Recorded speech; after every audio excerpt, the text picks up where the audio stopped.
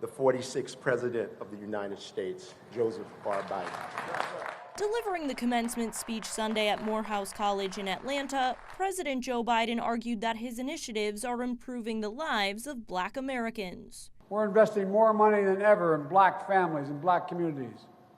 We're reconnecting Black neighborhoods cut off by old highways and decades of disinvestment when no one cared about the community. We've delivered checks and pockets to reduce Black child poverty, the lowest rate in history.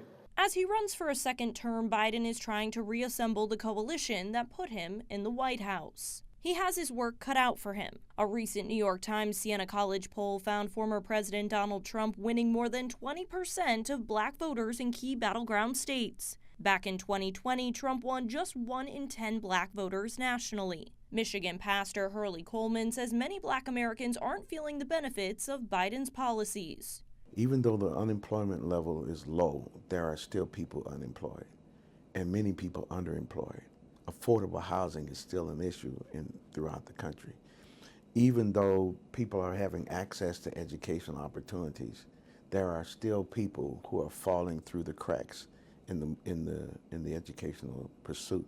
Congresswoman Sidney Kamlager-Dove, a Democrat who represents Los Angeles, says the Biden campaign must do a better job reaching voters who have tuned out politics. I had a number of constituents call and say, oh my God, I just got my student debt relieved, forgiven. Who did this? I said, Joe Biden. So then we also had to go back to the administration and say, hey, how do we tweak this messaging so that people really know that it was because of your efforts that their student loan has been forgiven. Republicans have taken up the refrain, "Are you better off than 4 years ago?" Oakland Congresswoman Barbara Lee says for people of color in this country, absolutely. I mean, do you remember the thousands of people every day dying of COVID?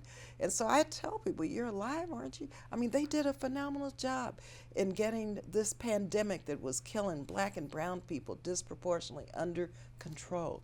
Analysts say the Biden campaign also must do more to boost the enthusiasm of Black voters. Even if 90% of Black voters end up voting for Joe Biden, if not enough of them show up to vote in this election, that could be the difference between Joe Biden winning or losing critical battleground states like Wisconsin, Michigan, Pennsylvania, and Georgia in particular. Former President Donald Trump is not giving Biden a clear path to voters of color. This week, he will appear in the South Bronx, one of the most heavily Democratic and diverse communities in the country. In Washington, Cassie Simeon, Spectrum News.